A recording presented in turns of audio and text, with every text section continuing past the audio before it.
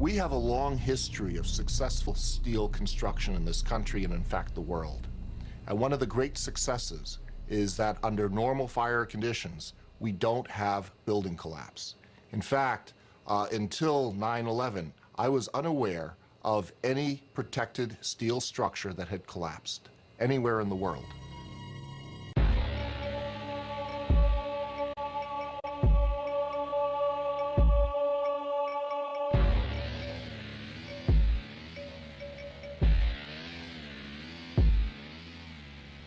This night, we can only look back in sorrow at a world that has suddenly, perhaps irrevocably, been changed. And tomorrow, and the day after, and the day after that, and in days and years to come, we will look at the calendar and remember September 11th, 2001. It is a date that will be etched in history, engraved in stone, and in our memories. The building's exploding right now. You got people running up the street. Okay. I'll tell you what's going on. Okay, just put Winston on pause there for just a moment. Okay, the whole building just exploded some more. The whole top part. The entire building has just collapsed, as if a demolition team set off. When you see the old demolitions of these old buildings, it folded down on itself, and it is not 10 o'clock Eastern Time this morning, just collapsing on itself. This is a place where thousands of people work. We have no idea what caused this.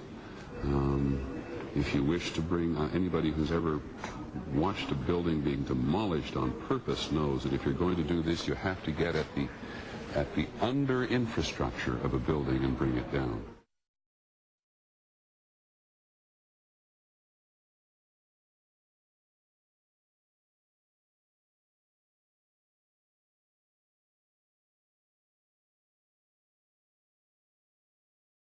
At 10:30, I tried to leave the building, but as soon as I got outside, I heard a second explosion and another rumble and more smoke and more dust. I ran inside the buildings, the chandeliers shook, and again, black smoke filled the air. Within another 5 minutes, we were covered again with more silt and more dust. And then a fire marshal came in and said we had to leave because if there was a third explosion, this building might not last. As we were getting our gear on and making our way to the stairway, there was a heavy-duty explosion. We get some of the people out, then there's those secondary explosions and then the subsequent collapses. So I don't know how many people were in there. I know there was a lot of firefighters, a lot of public safety personnel were in there. New York's bravest never had a chance. We really never even got to that close to the building. An explosion blew and it knocked everybody over. Do you know if it was an explosion or if it was a building collapse? To me, it sounded like an explosion. Most of the victims so far were people outside the blown-up buildings. Like, it sounded like gunfire. You know, bang, bang, bang, bang, bang. And then all of a sudden, 3 big explosions. Top floors collapsed down. I saw it blow and then ran like hell. Thank God. I'm 69, but I can still run. We heard a big explosion coming down. Everything just went black. Everything came down, glass started popping. People got hurt, stuff went on top of them. And it was a big explosion. Everything got dark, real dark, like snow. You can see behind me, oh, this is not snow. This is all from the building. It was a terrible nightmare. Rose Arcee, one of our CNN producers, is on the phone. Rose, what do you got? I'm about a block away, and there were several people that were hanging out the windows right below where the plane crashed, when suddenly you saw the top of the building start to shake, and people began leaping from the windows in the north side of the building. You saw 2 people at first plummet, and then a third one, and then the entire top of the building just blew up, and splinters of debris are falling on the street. We just saw that as well. The second tower, the only one that was standing, tower number 1, we saw some kind of explosion, a lot of smoke come out of the top of the tower, and then it collapsed down onto the streets below. The FBI is here, as you can see. They had roped this area off. They were taking photographs and securing this area just prior to that huge explosion that we all heard and felt. We started running. Floor by floor, it started popping out. It was if they had detonated. Yeah, detonated. They were planned to take down a building. Boom, boom, boom, boom, boom, boom, boom. The streets of the financial district covered with debris, in some cases ankle deep. Cars on fire, cars just turned by the force of the explosions. It was like something no one had ever seen. this huge, incredible force of wind and debris actually came up the stairs, knocked my helmet off, knocked me to the ground. Well, me and Mr. Hess, the Corporation Counsel, were on the 23rd floor. I told him we got to get out of here. We started walking down the stairs. We made it to the 8th floor. Big explosion. Blew us back into the 8th floor. We stuck on the stairs for a while. We finally got down to the lobby. Then we get to the lobby, there was this big explosion. And the lobby looked as though a bomb had exploded there. All the glass was taken out. There were 10-foot by 10-foot marble panels that were once walls.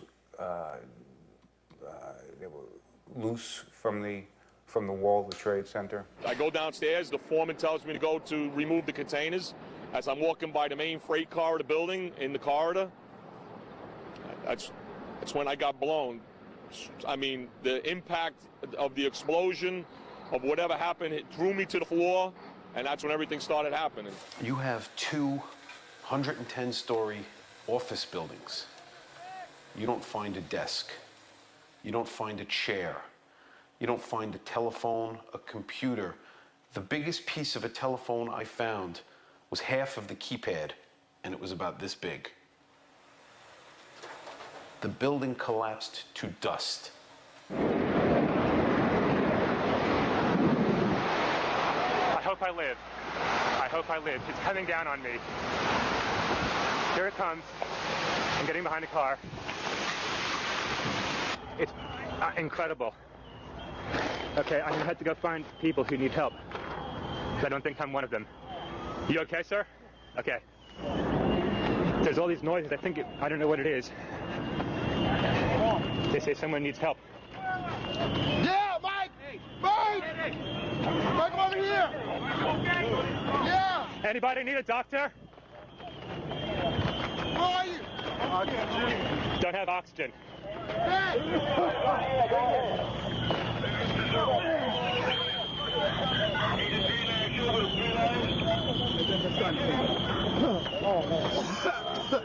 Hello, Doc. Hey, that guy needs some oxygen if someone can share it with him. 10-4. Thanks.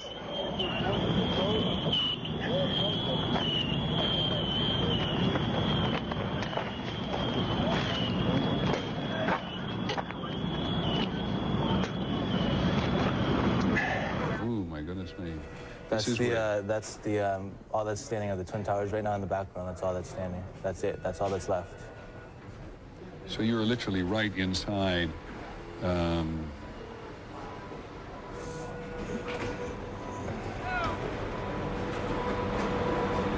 What time did you actually I don't even know. That was actually, I rode my motorcycle right up from there. That was about an hour ago, not even.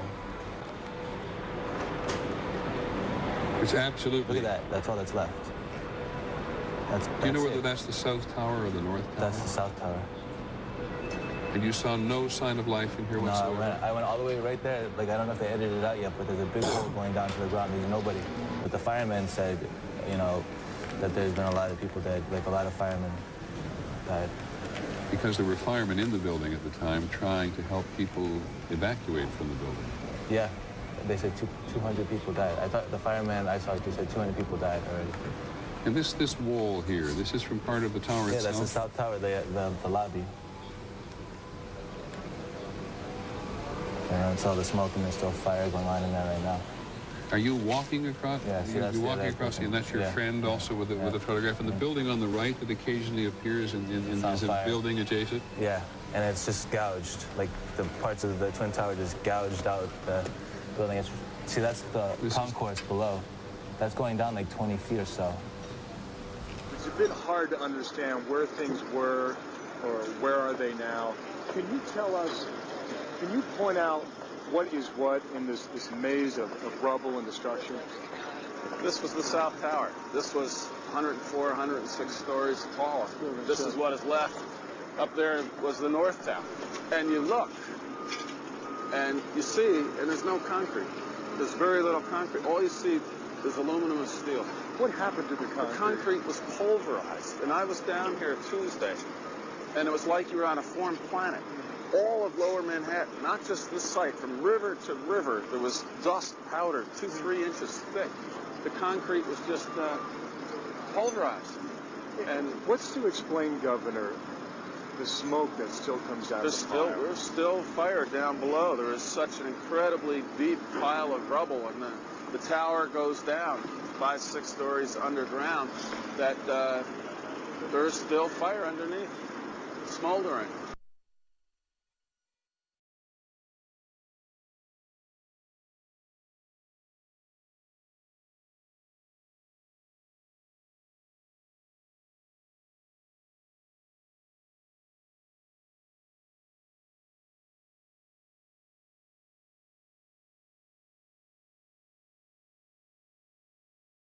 This is as close as we can get to the base of the World Trade Center. You can see the firemen assembled here, the police officers, FBI agents, and you can see the two towers.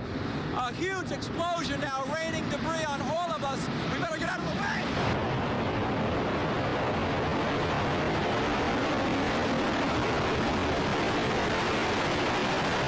It's just been a huge explosion. We can see a billowing smoke rising. And I'll tell you that I can't see that second tower, but there was a cascade of sparks and fire, and now it looks almost like a mushroom cloud explosion, this huge billowing smoke in the second tower. This was the second of the two towers hit. And I cannot see behind that smoke, obviously, as you can either. The first tower in front has not changed. And we see this extraordinarily and frightening scene behind us of this second tower, now just encased in smoke. What is behind it, I cannot tell you. Oh, shit! No! Axel, get on down. What happened? The whole top of the building fell off, dude. Holy shit, dude! Man, did you get... Yes, I have it. the building fell apart, dude. What? Where is it? Holy shit! Holy fucking shit! Look at all the streets! Oh my God, dude, there's so many dead people, man. From Chopper 2 as he takes these pictures. Jim? Yes, I am here, Michael. Jim, tell us what's happening out there. Oh my We just witnessed some kind of secondary follow-up explosion on the World Trade Center #2, the one secondary. Second building that was hit by the plane has just completely collapsed. The entire building has just collapsed, as if a demolition team set off. When you see the old demolitions of these old buildings, it pulled it down on itself, and it is not there anymore. That should be it. It Thanks has very much, completely collapsed. The whole side has collapsed? The whole building has collapsed. The whole building has collapsed? The building has collapsed. Appearing to fall away from the rest of the building. Can we go to the tape now? Here we go, right here. This is, I mean, when you look at it, the building has collapsed. That tower just came down. It looks like one of those scenes of an old building being, purposely dynamited and blown up. I spoke to the chief of safety for the New York City Fire Department. He received word of the possibility of a secondary device, that is another bomb going off. He thinks that there were actually devices that were planted in the building.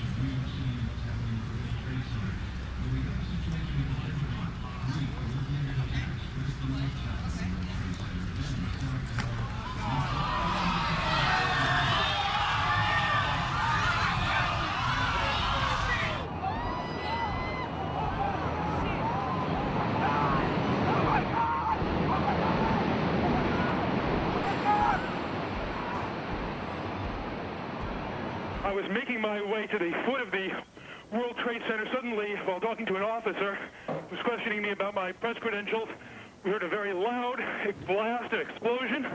We looked up, and the building literally began to collapse.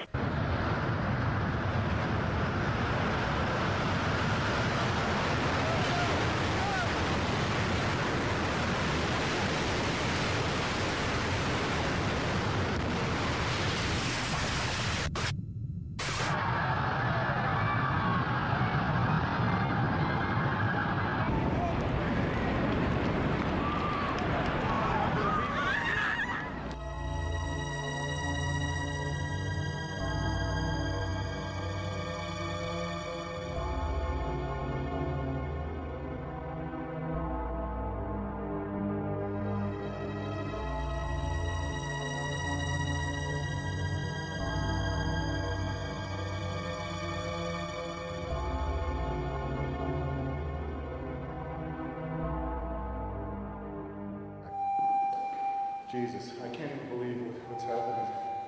It's unreal. This is a fucking sick movie. You know? I gotta get out there again and just look for a few more people. This is unbelievable. Look at this, it's nighttime. Oh my, are you outside now? Hey, folks, anybody out here?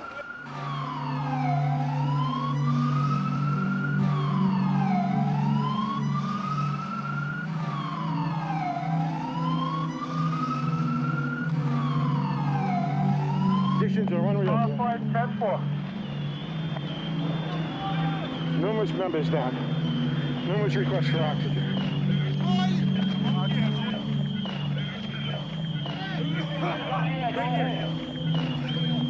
Special thanks to the Rig of 235 who provided shelter right after collapse in the dust storm. Marine 6 to Manhattan, urgent. Marine 6. Tower 2 has had a major explosion and what appears to be a complete collapse surrounding the entire area. And we've got numerous people covered with dust from this secondary explosion.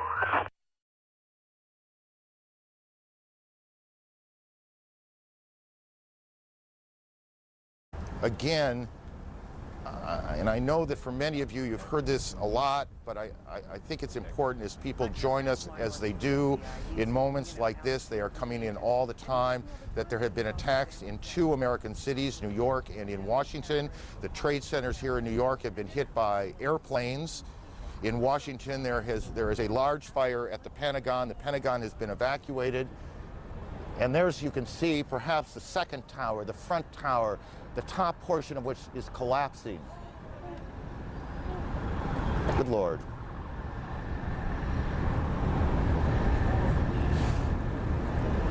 There are no words. You can see large pieces of the building falling. You can see the smoke rising. You can see a portion of the side of the building now just being covered on the right side as I look at it, covered in smoke. This is just a horrific scene and a horrific moment.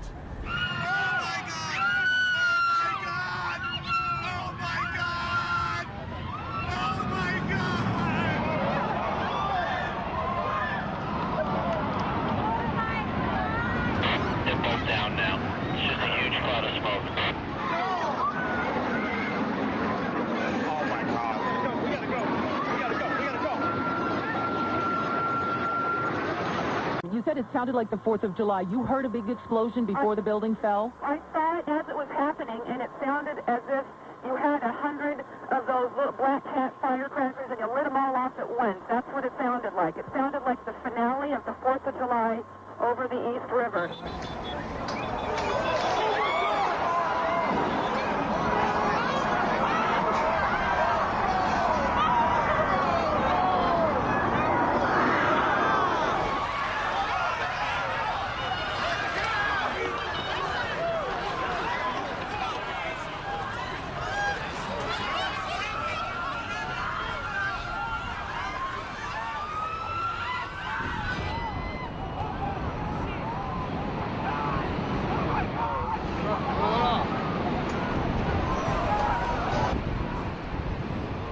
There it went, Brian. That was it. That was the second one. That was number 2. They just fucking leveled it. John, just seconds ago there was a huge explosion, and it appears right now the second World Trade Tower has just collapsed. The debris and the smoke is so thick where I am that, again, you cannot see the World Trade Center, even though we're just a few blocks away. But it appears the entire building has collapsed. People are literally running, and right now there's nothing here but shock on the streets of Lower Manhattan. John? There it is.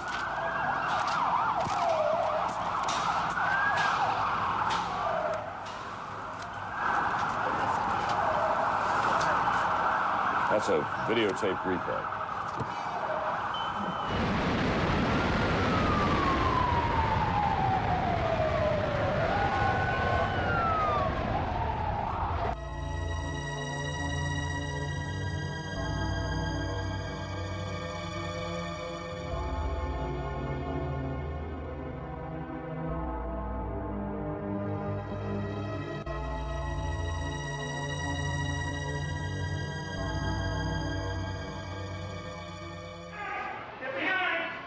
my God, thank you, thank you, thank you. Oh my God. Watch the debris come down the street. Don't open the door. You're right. Oh my God, you saved my life.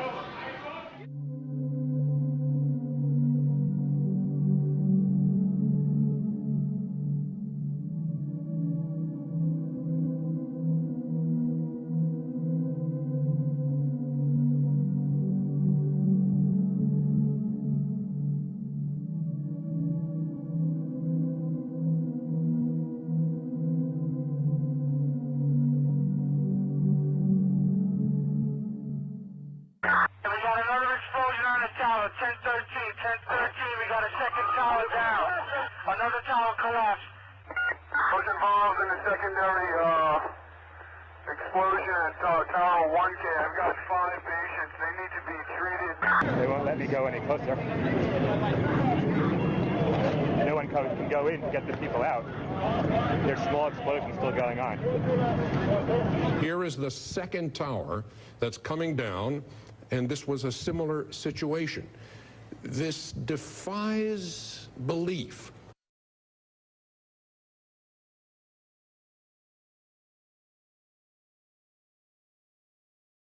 And what you're seeing are high shots. Now, here we're going to show you a videotape of the collapse itself. Describe that. Now we go to videotape the collapse of this building.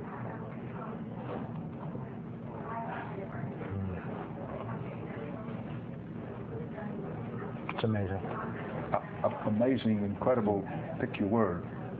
For the third time today, it's reminiscent of those pictures we've all seen too much on television before, when a building was deliberately destroyed by well-placed dynamite to knock it down. Let's just stay with this photograph for this graphic for just a second. Well, no, there's number 7 coming down.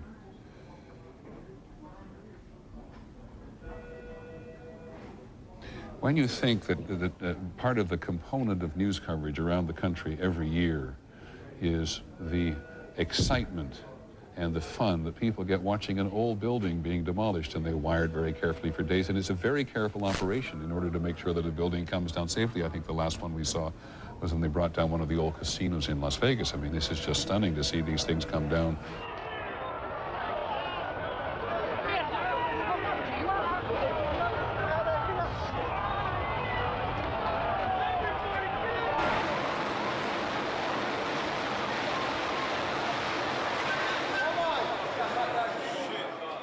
Gone, man. Then suddenly 7 went down. The crowd started running north again, trying to escape the dust cloud and the falling debris. Among them was Daryl. He was a worker trying to help with the injured.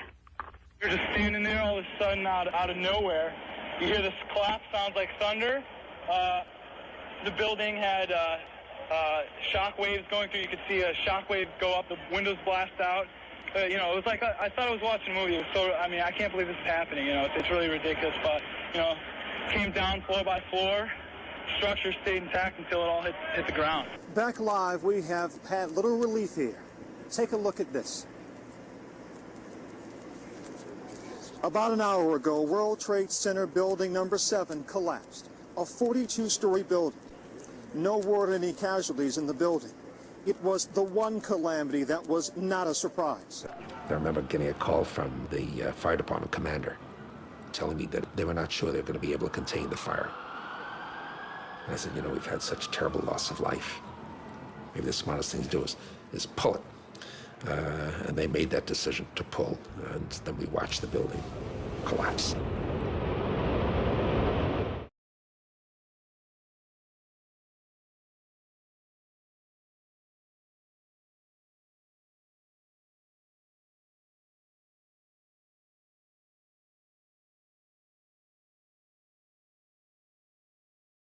Stunning statements from a BYU professor tonight regarding 9/11. He thinks planes alone did not bring down the World Trade Center towers. Both towers collapsed in place after terrorist attacks, and later that day, World Trade number 7, which was never hit by a plane, fell in less than 7 seconds. Brian Malahy spoke to the professor today and joins us from the roof of the Wells Fargo Center.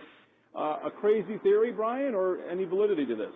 Well, Professor Stephen Jones got an email today asking, are you some kind of nutcase? And actually, he's written an academic paper for peer review. It's been well received, he says, among his colleagues at BYU, and it is essentially this. The buildings fell on September 11th, not from planes, but from explosives that were intentionally set. Images seared in our minds. We saw the planes hit, the explosions and fire, so hot, Fortress Towers could not stand. Stephen Jones says, not so fast. They're sticking with this one hypothesis. It's almost they have blinders on. It's got to be fires and damage. Jones is a 20-year physics professor at BYU who's penned an academic paper raising another hypothesis. Explosives pre-positioned in the buildings. Notice how it's straight down. Especially intriguing to Jones, World Trade Center number 7, damaged and ablaze from tower debris, but never hit by a plane. Symmetrically now, it doesn't topple over as you might expect from what we call the second law of thermodynamics. It comes straight down. This is the goal of pre-positioned explosives in a controlled demolition.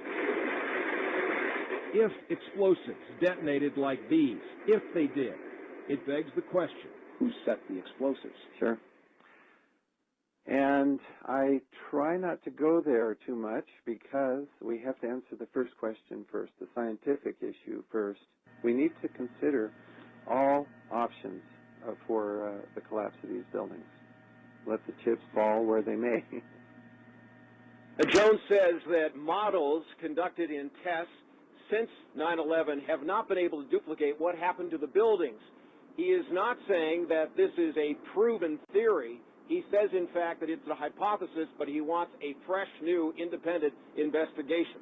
Mark, back to you. Definitely something to think about, though, Brian. Yeah, all right. sure is. Thanks a lot. The collapses of the Twin Towers and building number 7 had to have been examples of controlled demolition, brought about by thousands of explosives placed throughout each of the buildings.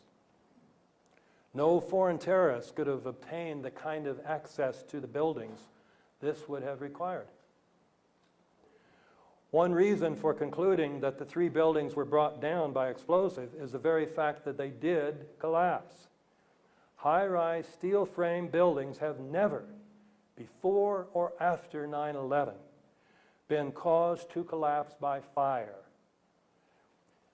Even when, as in the Philadelphia fire of 1999 and the Madrid fire of February of this year, the fires were much larger, much hotter, and much longer lasting than any of the fires in the World Trade Center. The second reason is the specific nature of the collapses, each feature of which points to explosives. For example, the buildings collapsed straight down and at virtually free fall speed, as in controlled demolitions. And then the rubble smoldered for months afterwards. With regard to the Twin Towers in particular, many people in the building said that they felt or heard explosions. Virtually all the concrete of these enormous structures was pulverized into very fine dust. This was the South Tower. This was 104, 106 stories tall. This is what is left. Up there was the North Tower. And you look, and you see, and there's no concrete. There's very little concrete. All you see is aluminum and steel. What happened to the concrete? The concrete was pulverized. And I was down here Tuesday, and it was like you're on a foreign planet. All of Lower Manhattan, not just this site, from river to river, there was dust powder 2-3 inches thick. The concrete was just pulverized. Try this. Get a piece of concrete and drop it a little over 1,000 feet and see if it pulverizes into very fine dust. It won't happen. Much of this dust, along with steel and aluminum, was blown out horizontally from the buildings several hundred feet. Most of the steel beams and columns came down in sections about 30 feet long, conveniently ready to be loaded onto trucks. And pools of molten steel were found beneath the rubble. This is how it's been since day one. Oh, it's unbelievable. And this is 6 weeks later, almost 6 weeks later. And as we get closer to the center of this, it gets hotter and hotter. It's probably 1,500 degrees. We've had some small windows into what we thought was the core at some point, and it looked like an oven, you know? It was just roaring inside. And it just had a bright, bright reddish-orange color. See that stuff he's pulling out? What was that, Chief? We're gonna hold off on the water. See the stuff he's pulling out? Yeah. It's red hot. If we hit it too much steam, you won't be able to see what he's doing. Great. These and even more effects point to the existence of very powerful, precisely placed explosives. A third thing supporting the theory of controlled demolitions is evidence of a deliberate cover-up. If the building's steel columns and beams had indeed been broken by explosives, an examination of the steel would have revealed this fact. However, although it is normally a federal offense to remove anything from a crime scene, the steel was quickly loaded onto trucks and put on ships headed for Asia to be melted down. I will mention one more example of the cover-up. Insofar as there is an official story as to why the towers collapsed, it is the pancake theory, according to which the floors above the destruction caused by the airplanes collapsed on the floor below, and then those floors collapsed on the floor below that, and then it pancaked all the way down. Now, even if this theory were remotely plausible, can you imagine it pancaking at free fall speed?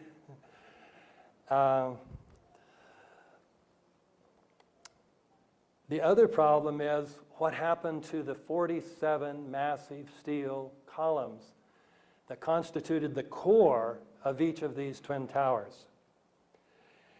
They were the weight-bearing structures of each tower. Those 47, even if the pancake theory were true, those 47 steel beams should have been sticking up at least several hundred feet into the air, just like the old phonographs, where sometimes the 78 records would collapse, but the spindle's still sticking up in the air. You should have had 47 spindles still sticking up in the air. Well, what did the 9/11 Commission report do about that problem? It avoided the problem incredibly by simply denying the existence of these columns, even though those columns, I'm not making this up. These columns were the unique feature of these towers when they were first built. So the Commission report, after saying falsely that most of the weight of each tower was borne by the steel columns in its exterior walls, this supposedly authoritative report said the interior core of the buildings was a hollow steel shaft in which elevators and stairwells were grouped. Such a desperate lie is a sure sign of a cover-up. In any case, when we look at all these features of the collapses, the idea that they could have been caused by the impact of the airplanes plus the resulting fires is ridiculous.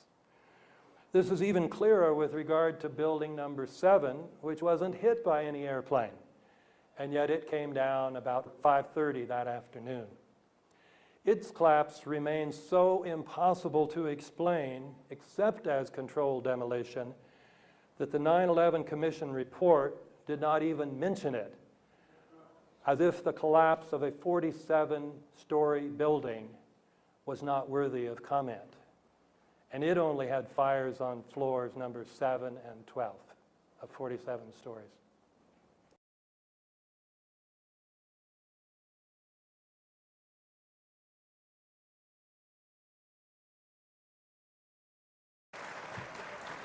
Big round of applause for Mr. Jeff King.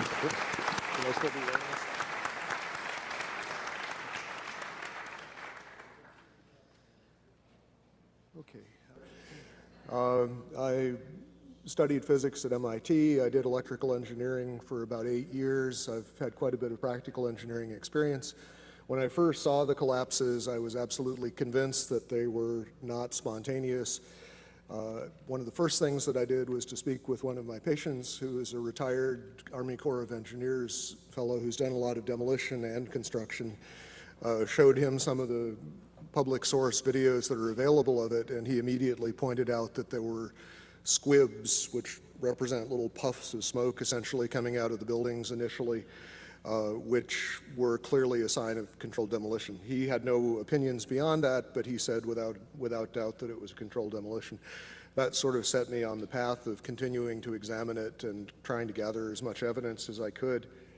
And the question I pose, what don't we know and why don't we know it, is sort of addressing the fact that at this point we still do not really have a meaningful explanation for what happened to the buildings.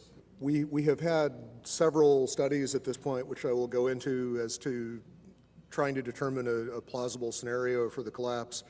As of this point, none of them have presented us with anything that I think could be reasonably called a convincing and detailed account of why the collapse has occurred. And the question that's been addressed previously, the enormous destruction of physical evidence, as Chris was saying, the site was scrubbed very thoroughly. Out of the entire mass of the buildings that were destroyed, the National Institutes of Standards and Technology, who are now doing the ongoing investigation, managed to save about 240 pieces out of the entire building. All of the rest of it was basically recycled. The obvious question is what does it mean that there was a controlled demolition? At the simplest level, it means that someone had a lot of access to the buildings over a long enough period of time to set this up. It implies, as many other things have tonight, that the people who had effective control of the site had an interest in having it scrubbed and making sure that no information was available, that a forensic reconstruction couldn't be done. Even in much smaller catastrophes, we typically will reconstruct things as completely as possible. For example, TWA Flight 800 pieces were dredged off the bottom of the sea. A complete reconstruction was done to allow a detailed analysis. In this case, the exact opposite was done. The first report that was really issued on this was issued by FEMA in collaboration with the American Society of Civil Engineers. There was basically a volunteer team from ASCE that had very limited access to the site. A lot of the pieces that they were able to retrieve were retrieved by going to landfills and trying to find interesting pieces before they were disposed of.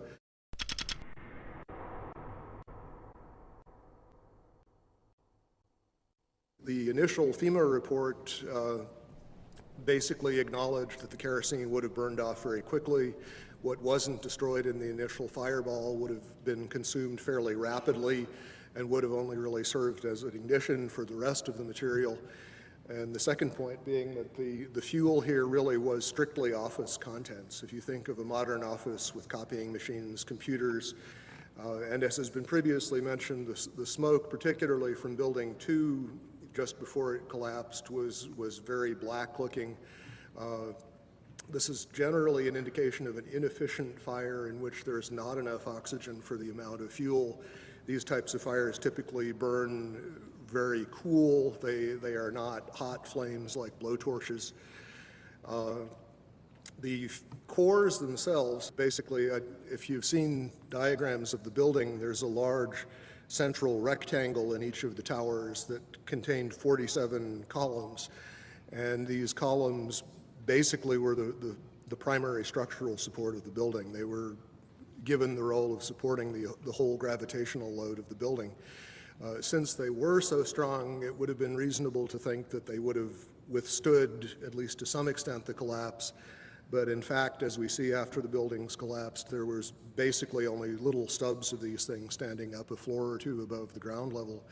The cores did not have much in them that would burn. The cores basically were dedicated to things like elevator shafts, utility shafts, stairways. So you have drywall material, you have a little bit of carpeting, you don't really have any inflammable material in the core itself.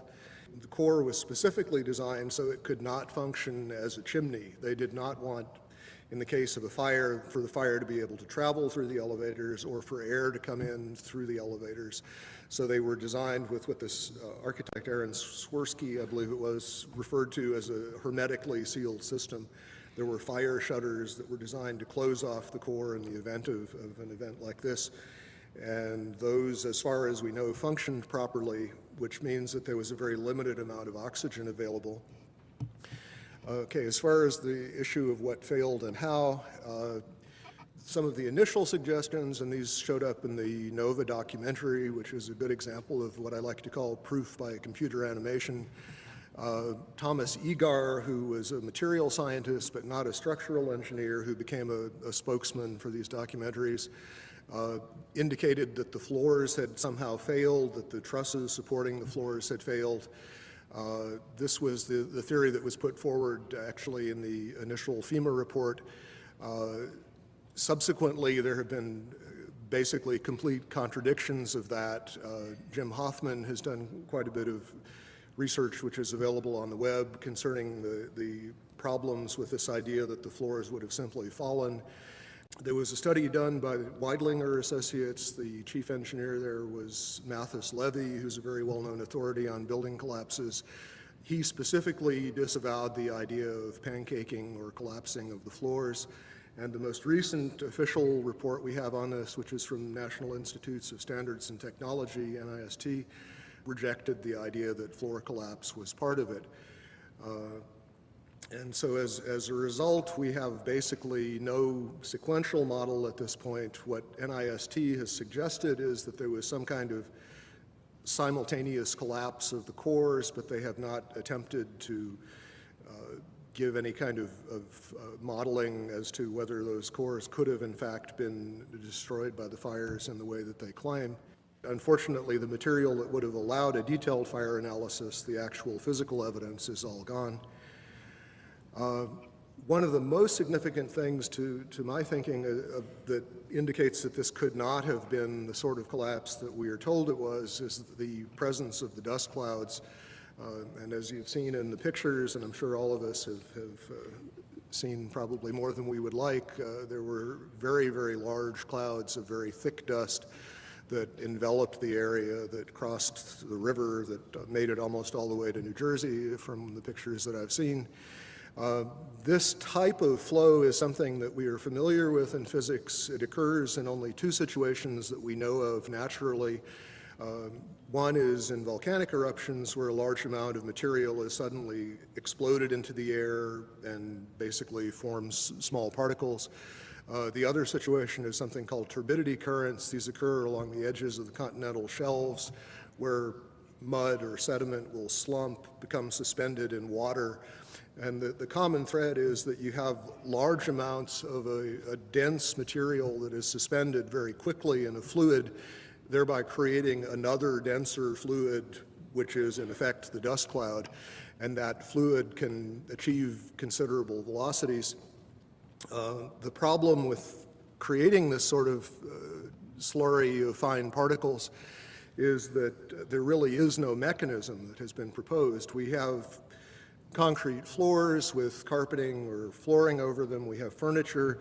We have floors basically that are coming together in a collapse, but the concrete is basically protected under these layers.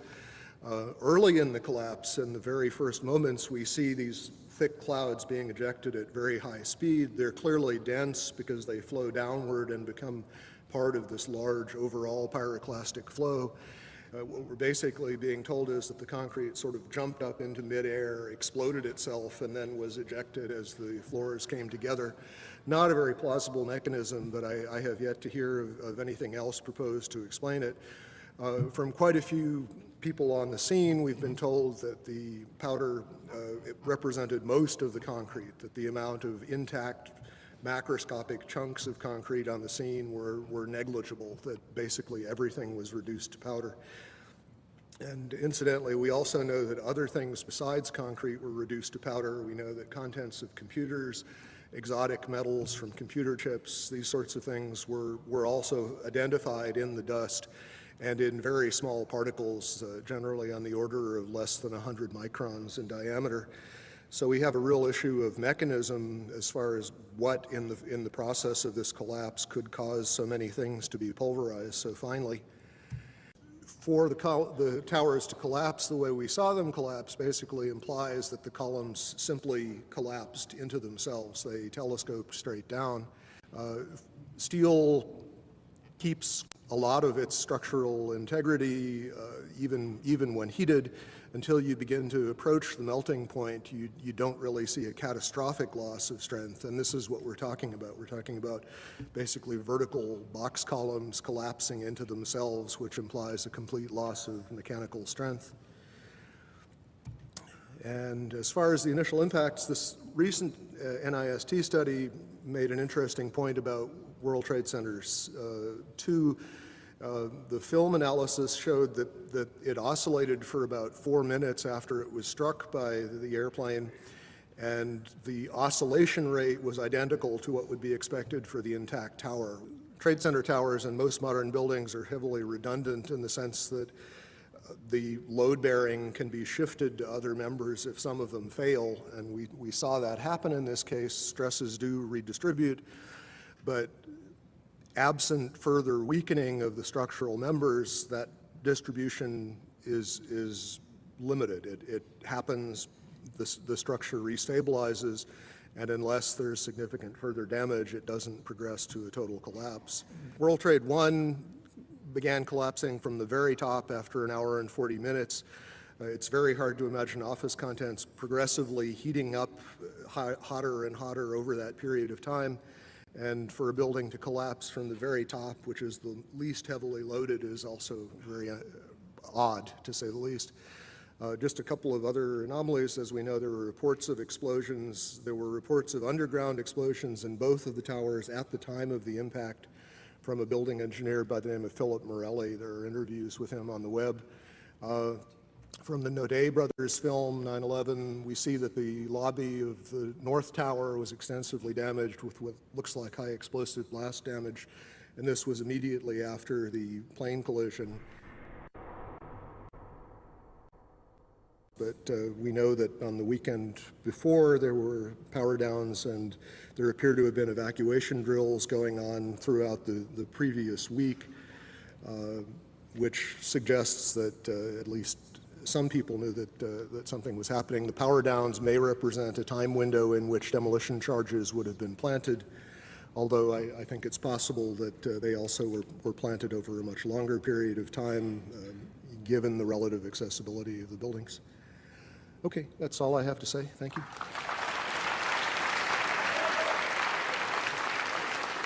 Thank you, Jeff King. Thank you very, very much.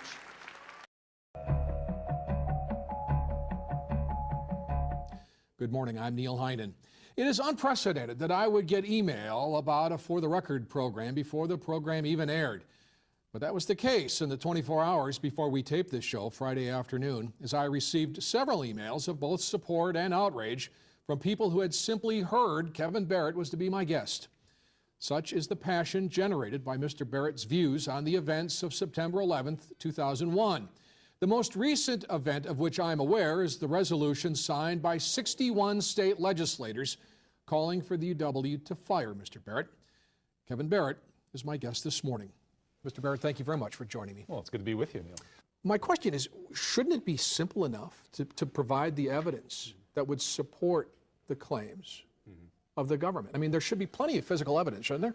Well, it depends which claims you're talking about. Personally, I think that the real core of the whole 9/11 question is the issue of whether the 3 World Trade Center buildings were demolished with explosives or whether they fell down for some other reason, such as being damaged by plane crashes or fires.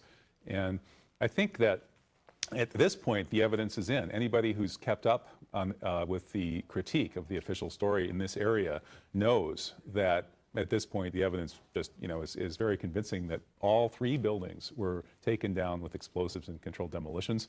For the government to try to disprove that at this point, or to try to support its case, I think would be very difficult because, they hid all the evidence. They prevented any kind of forensic investigation. All the steel was shipped off as fast as possible to China and melted down for scrap, so it was impossible to test the steel for signs of explosives. Fortunately, some remains, and Professor Stephen Jones has gotten his hands on multiple sources worth of steel, and he's run tests and he's found traces of thermate, an enhanced version of thermite, which is an explosive device that can take out steel, cut right through it like a knife through butter. I think that at this point, no rational person who looks at the evidence can argue against the proposition that the 3 World Trade Center buildings, the Twin Towers and WTC-7 especially, were taken down in controlled demolitions. That, I think, is by now proven beyond a reasonable doubt, as David Griffin has said, and as everybody's looked into it, I think, from a fair-minded perspective, agrees. Are you worried that you're shortchanging your own career, that that you will have difficulty pursuing your chosen field by virtue of the controversy? You know, I think what I'm doing is angling on the long term. In the short term, I may have some problems. It might be a little harder to get rehired next semester. Maybe not, though. I think a lot sooner than most people realize 9/11 is going to blow wide open. The official report doesn't stand up to scrutiny. It's very simple. Any trained academic, anybody with any critical thinking skills at all, can read the official report and read David Ray Griffin's refutation, and the report just falls to shreds. Now, anybody who's willing to live with that report as the official record of the most important event of our century has no business calling themselves an intellectual or a teacher or anything. I mean, it's that obvious.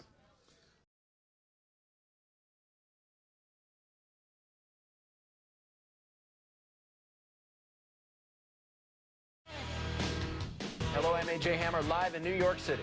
And I'm Brooke Anderson, live in Hollywood. AJ, it's been incredible, pretty hard to believe, actually, the response we got today to the incredible story Showbiz Tonight broke last night. Actor Charlie Sheen's startling claims that the government may be covering up what really happened on September 11th. So many emails coming in. We've been really overwhelmed today. Between the emails, the blogs, the websites, everybody is writing and talking about it. Charlie Sheen made the comments during a hard-to-believe interview on a radio show. And don't move, because in just a moment, the host of the radio show, the guy who actually spoke with Sheen, is going to join me live here on Showbiz Tonight. But first, let's get you up to speed on the latest developments. The more you look at stuff, especially specific incidents, specific events in or around the fateful day, it just raises a lot of questions. The questions Charlie Sheen is raising about the 9/11 attacks are raising a lot of eyebrows. Our email inbox immediately started to overflow, and the coverage on Showbiz Tonight is getting a lot of attention. The website 9/11 Blogger calls Showbiz Tonight's coverage, quote, the first time a major news station has covered 9/11 questions in any reasonable format. It all started with a radio interview Sheen gave to GCN radio network host Alex Jones, a cult hero of sorts to 9/11 conspiracy theorists. Well, during the interview, Sheen made clear that he backs Jones' views. We're not the conspiracy theorists on this particular issue. It seems to me like, 19 amateurs with box cutters taking over 4 commercial airliners and hitting 75% of their targets. That feels like a conspiracy theory. Sheen also made another shocking suggestion that we may not know the full story about the collapse of the World Trade Center. I have a hard time believing that a fireball traveled down the elevator over 1,100 feet and still had the explosive energy to destroy the lobby like it was described. I said, hey, call me insane, but did it sort of look like those buildings came down in a controlled demolition? When I was your age, I could only dream about my parents splitting up. As the star of the hit sitcom 2.5 Men, Sheen is seen weekly by about 10 million people, and many of them may end up paying attention to his controversial comments on 9/11.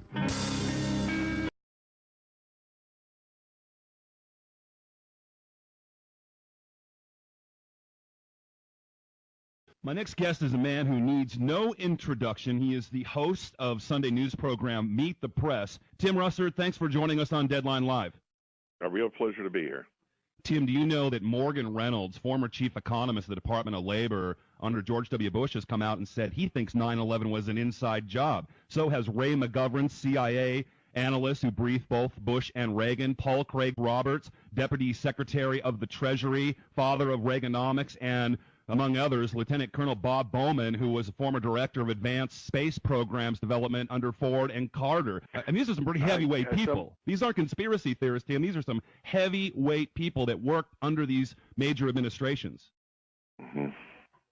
Well, I'll leave their judgments and opinions to them, and I obviously have done my reporting and offer the truth as I see it. A lot of people would like to learn more about this. Obviously, I don't think we got everything out of those investigations, the 9/11 investigations, that we would need in order to determine a multitude of wars. Mm-hmm. That's pretty important stuff, don't you think, Tim? Well, is it possible we can have you get one of these guys on your CNBC program? Tim, are you with me? Tim Russert. Tim, are you with me?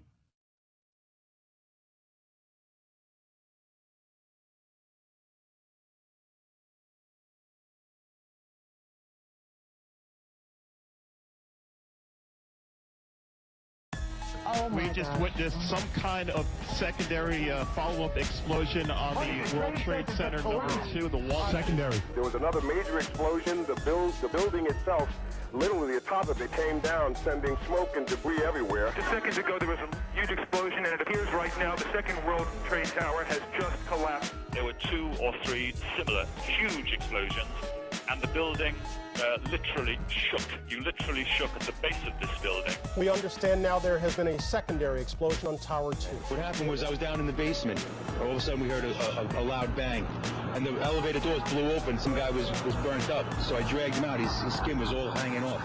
There was a heavy-duty explosion. Just went boom, it was like a bomb went off. Then there was secondary explosions and then the subsequent collapses. We've heard reports of secondary explosions after the aircraft impacted. I was about 5 blocks away when I heard explosions. 3 thuds and turned around to see the building we just got out of.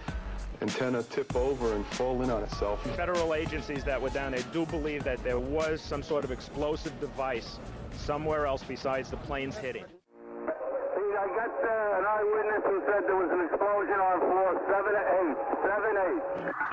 And we got another explosion on the tower, 1013. Number 2 has had a major explosion and what appears to be a complete